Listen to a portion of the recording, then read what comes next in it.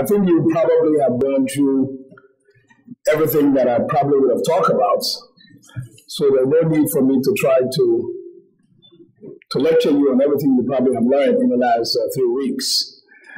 Colonel Zendowski and I came along with the Deputy Chargé from the Liberian Embassy. Mr. Sailor, please stand so they can see who is the Chargé from the Liberian Embassy. As well as the Assistant Minister of Public Affairs from the Ministry of Defense and 2 other colleagues that came along as well. I'm also a beneficiary of the ACSS training program, so you're not alone. I've also sat in that same seat several years ago. And I've also interacted with Colonel Tom Dempsey, who is now here at the ACSS. So let me say thank you very much for the invitation. Congratulations to all of you for the wonderful work having done for the past three weeks. I am sure you'll take those last few advices provided you by Dr. Honipo as you return to your respective countries. And like he said, please do not use this knowledge to go to advocate for soldiers and then subsequently begin to take the political stage to now begin to set policies and you yourself become another politician. So you are professional soldiers and please remain that way. Liberia is a post-conflict environment. The conflict that all of us saw in the region that took place beginning in 1989 for about 14 years. The genesis of that problem was not 1989. The genesis of that problem probably was not even 1980 at the time of the military coup. One could go back further than that to see exactly the genesis of that conflict. But you can see where when state institutions are beginning to be utilized against the interests of the own people, when institutions such as the police and other internal security elements within the country are being utilized to serve the political interests of an individual or a state, the basis are easily being laid for a collapse of that state, or the basis could be laid for a deterioration in the political environment, subsequently leading to other conflict in the process in the country. This is what happened to Liberia.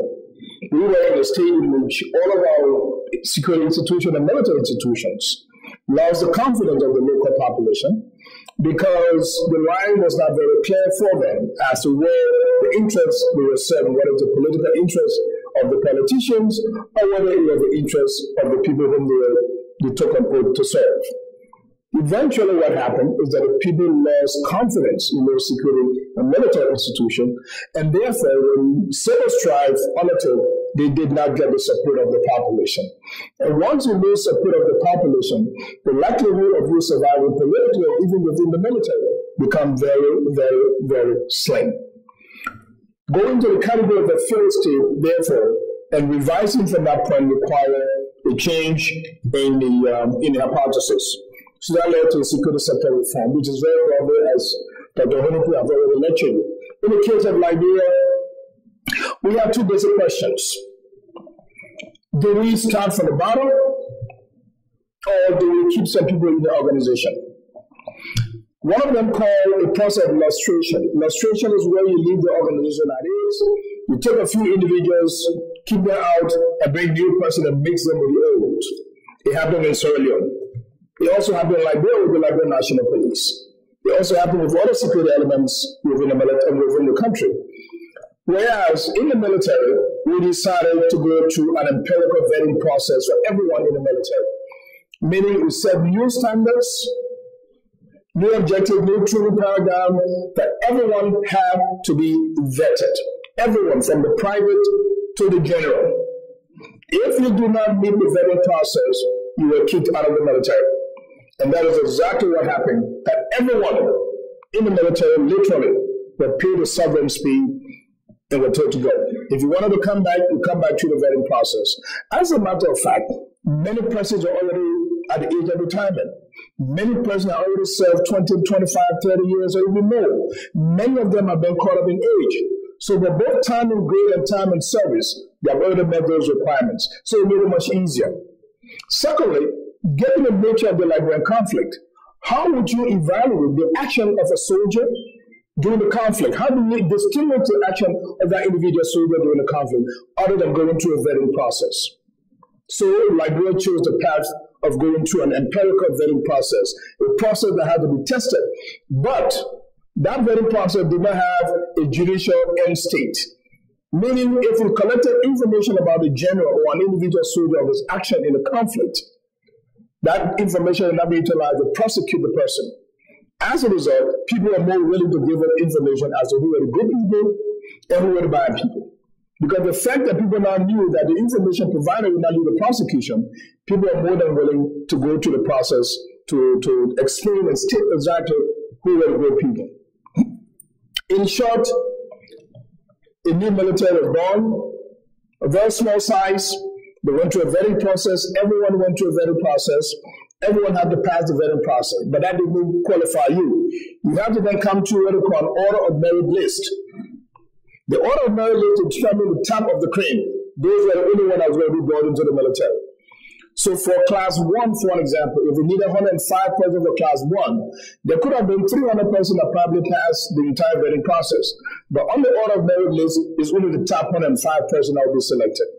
So throughout the process between 2006 and 2009, that is exactly what happened as we produced a 2,000-person military.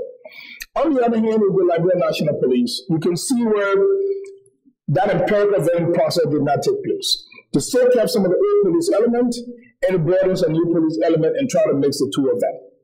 And by so doing, it became very difficult to tell where the quality problem was or where the deficiency problem was. As a result, there is now a recall for them to go through another vetting process so that they can weed out those who do not belong there. The essence of all of this is supposed to show that the military and civilian and security institution must be accountable to the population they are destined to protect. You were trained to protect the local population. You were trained to protect unarmed civilians, unarmed citizens, unarmed foreigners, places of worship, sacred locations. You were trained to protect those facilities. And that is what is expected of a trained person within the security sector reform process. And I can tell you it hasn't been easy. Because I also came from the military. I also came from the CAFL. I just happened to have been out of the country at the time. But I did go back after the war. And I saw the challenges. I saw the good opportunities that were there that were missed.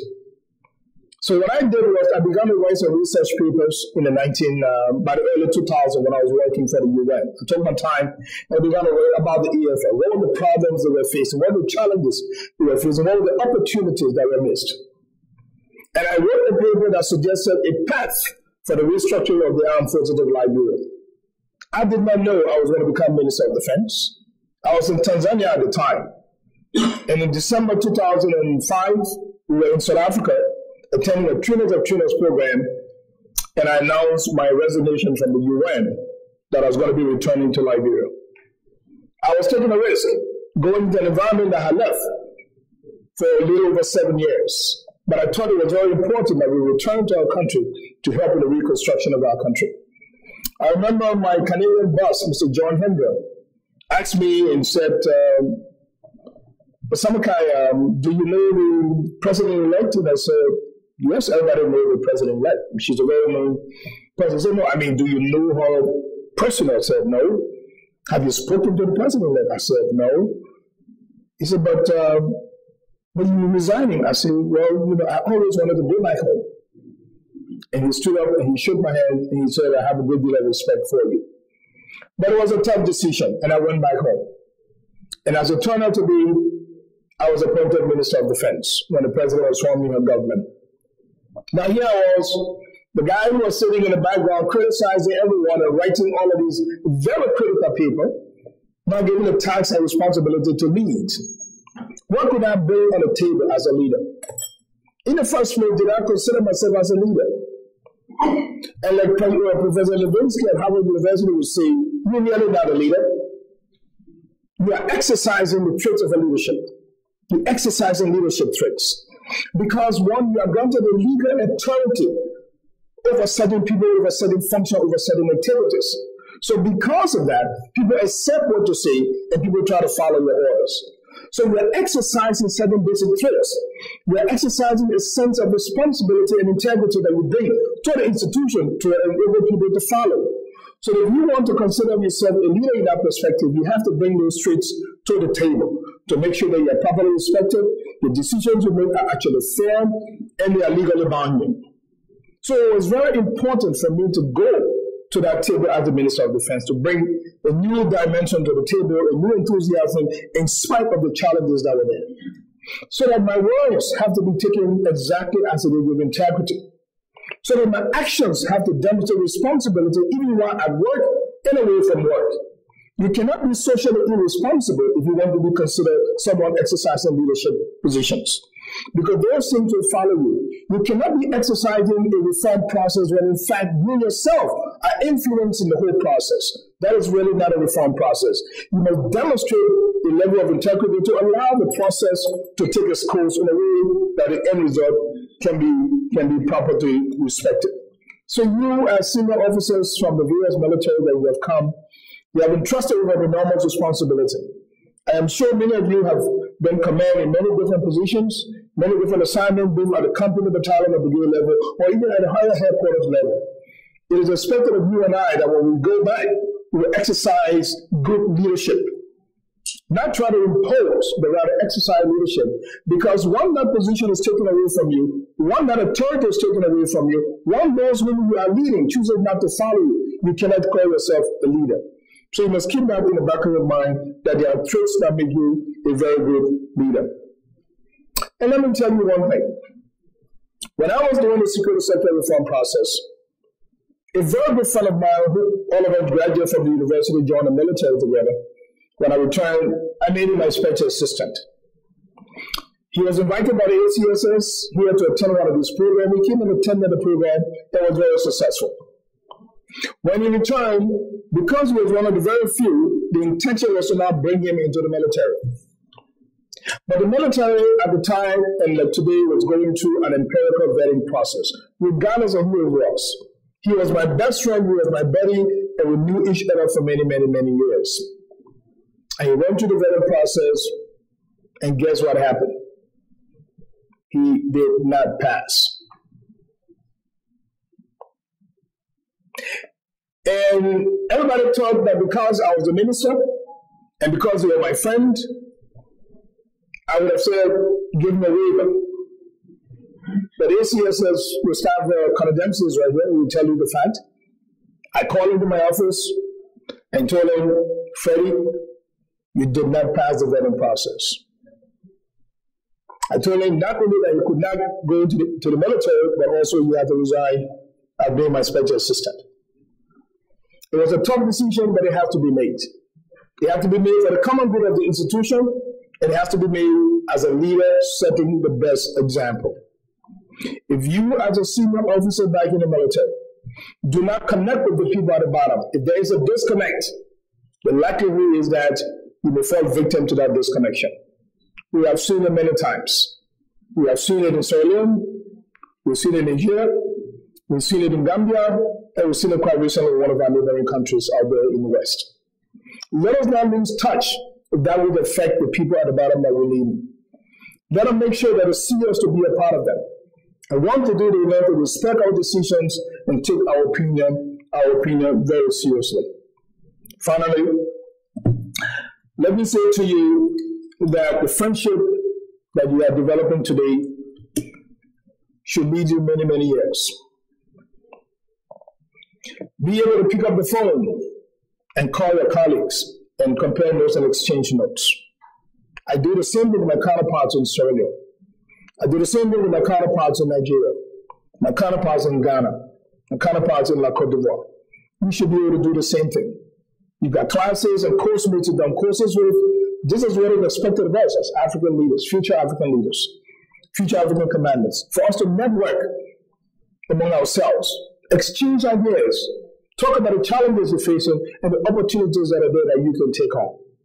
Don't let it be a phone call from 8,000 miles away before you pick up that call. Let it be a phone call from within the region, within the continent, for you to be able to do that. So that friendship will last much longer in the course that you're going to take into do. And I think that is what the ACSS program that we're undergoing today is talking about, being able to network for the future. The greatness of the United States is only built on innovation and connection. That social interaction is extremely important now, and for the future. Warm regards to all of you, and I wish you a safe travel. Thank you very much.